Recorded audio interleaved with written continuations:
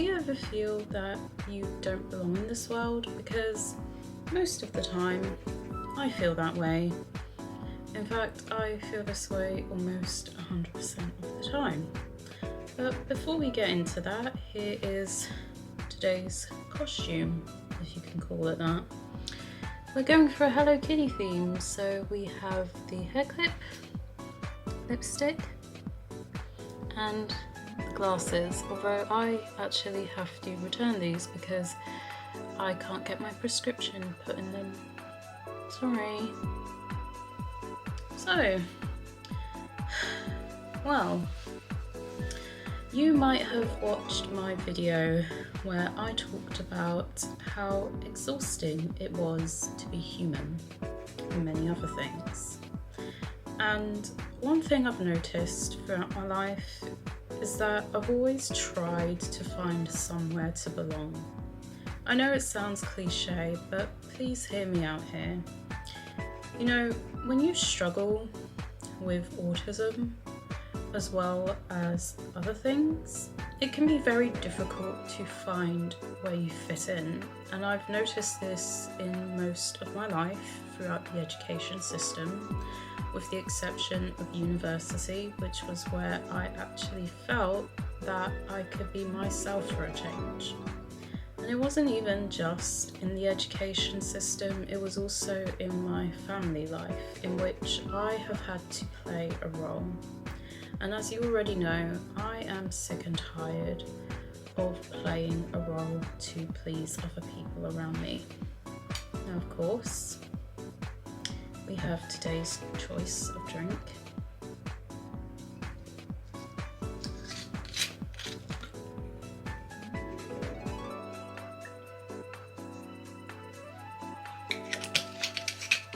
For all the people who are struggling, cheers.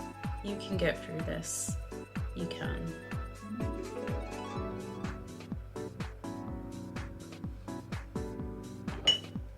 And of course, because I'm a wine girl. Now, I know the wine comes out quite a bit in the videos, but I'm not an alcoholic, so I don't drink on weekdays. Technically, this day I can because I'm off work, so I'm not really a person who drinks to a point where I have hangovers and things like that, especially when going to work, so don't do that.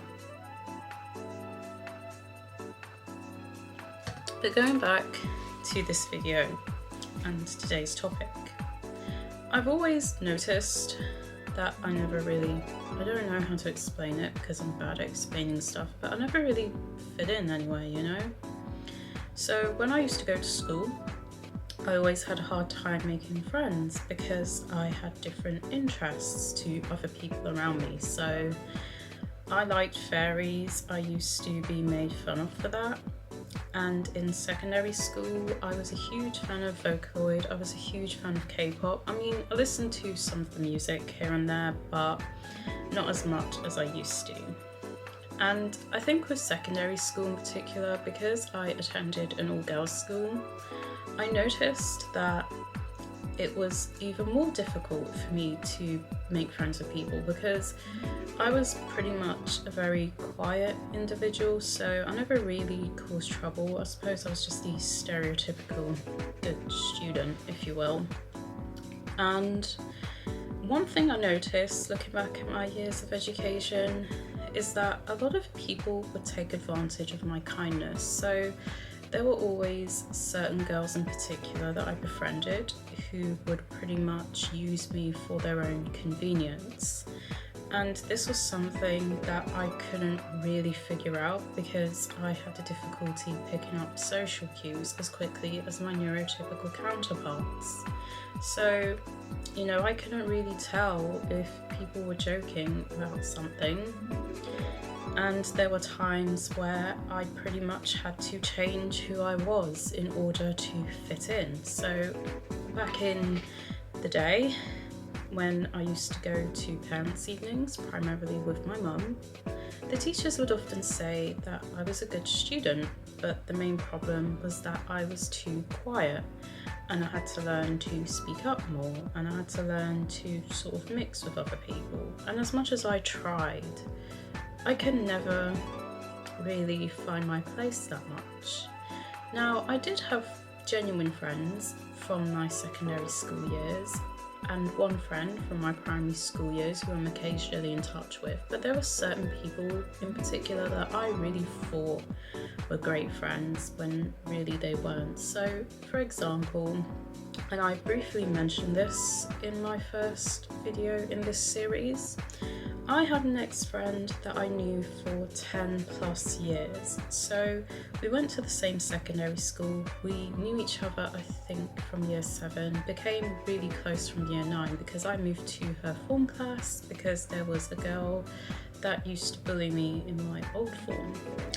So we used to have a very close friendship to the point where we would sort of see each other as sisters in a sense, especially because we both struggled with depression and other things.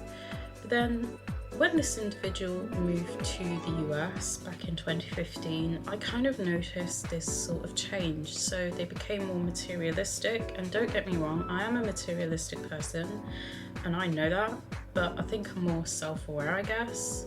So, you know, they were a materialistic individual, and I guess the main thing that I noticed was sort of their attitude to everything. So, you know, those types of people who pretend to be affluent, or let's just say rich, right?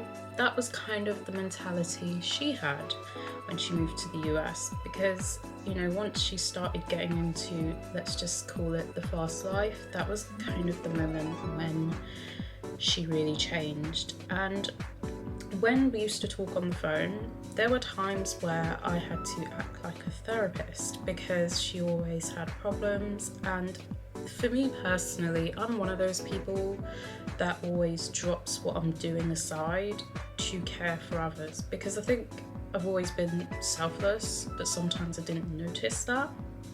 So I guess you could say, for the most part, I was always a selfless person, but that was to a detriment because I couldn't see when people were using me, and this was one of those cases.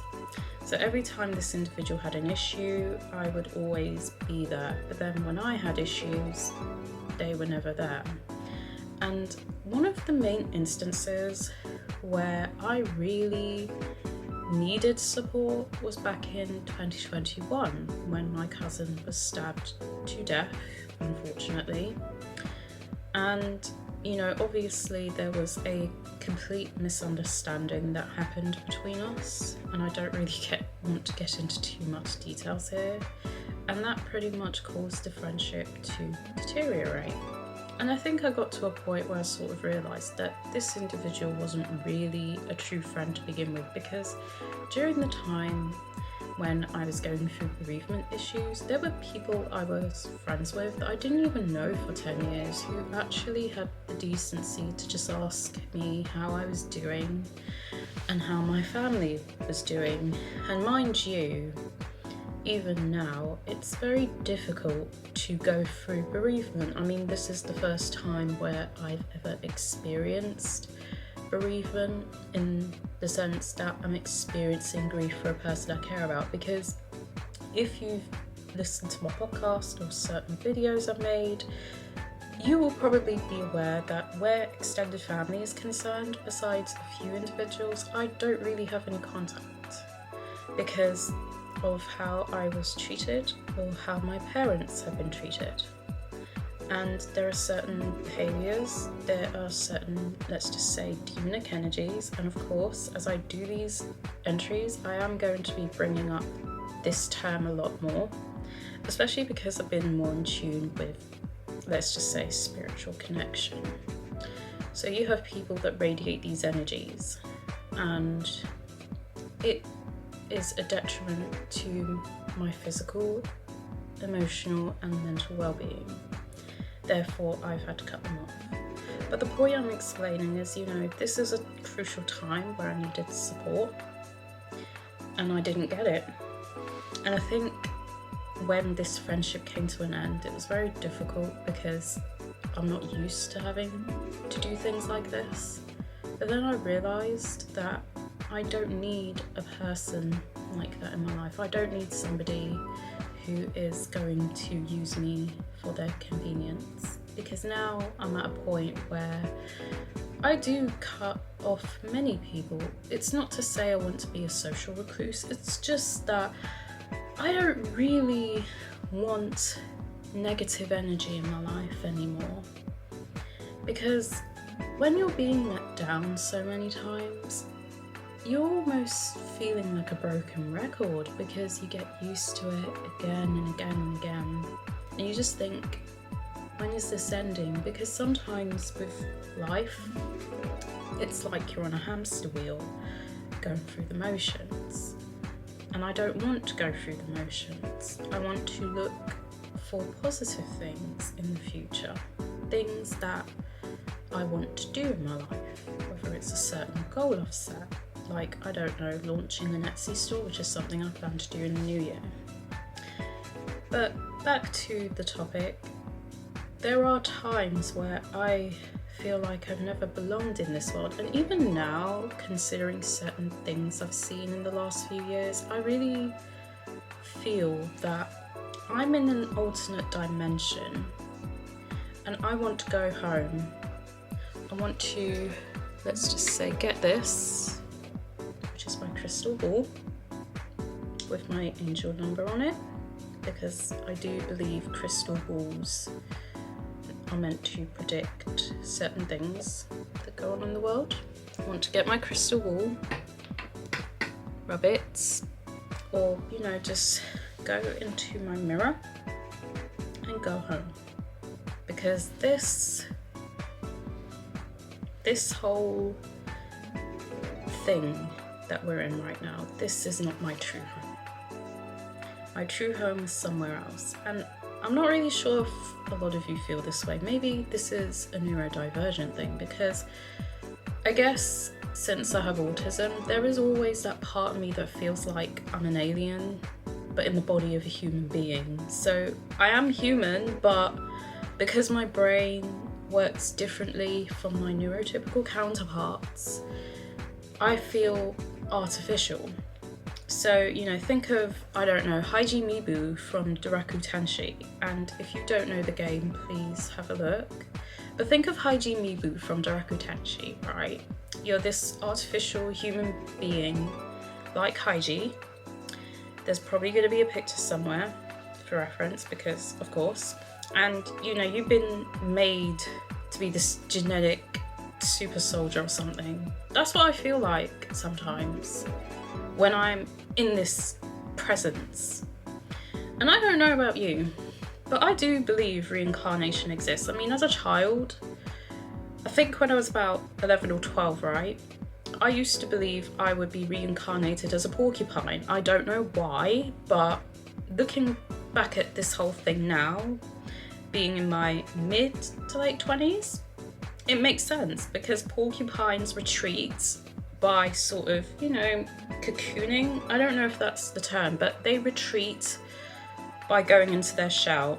And I think it makes sense, because when the going gets tough, that's what I want to do. I want to just, crawl under my bed and just cry. Because again, where emotion is concerned, it's very difficult to display emotion in front of people, because I grew up in a culture where if I cried in front of my extended family, they would yell at me. My parents wouldn't yell at me. I mean, they have always been supportive, they still are, and I'm very grateful for that. And it's the same thing with my aunt and my great-grandmother and my deceased cousin. But a lot of my extended family members would do this to me. They would yell at me a lot. And I guess, because I had a teacher in my secondary school tell me that crying is for the weak, I learned to close myself off. And I'm trying to be vulnerable. I mean, my mum tells me it's okay, but sometimes I feel like it's not. So I get confused. And here I am, not knowing where I belong still, because I don't know. I've had different interests. I still do. I mean, I'm a woman that likes Hello Kitty, for fuck's sake. But then again, I suppose coming from experiences from university and even work, it's really interesting knowing that, in a sense, I've kind of found my place, because in university I started finding people with like-minded interests, and it's the same thing at work. I mean, 2 of my colleagues love Sanrio products. Love them. So I think their favourites are Hello Kitty, but that's the thing, is like, when you find like-minded people, you have found your tribe. And I think I'm at that stage now where I'm slowly but surely finding my tribe. So I suppose I'm going to end this video here, because I'm not really sure what this video is supposed to be. It's supposed to be a bit of a... I can't call it a rant, because technically it's not. But this is one where I just talk about how I'm still kind of trying to find my place, but I'll get there. I hope you've enjoyed it, and I hope you like my waffling, because this is the style of the video. I don't know. Half the time in this world I know what I'm doing, but then I don't know what I'm doing, and this is it. Bye. And one more thing. Enjoy your wine, okay? You deserve it.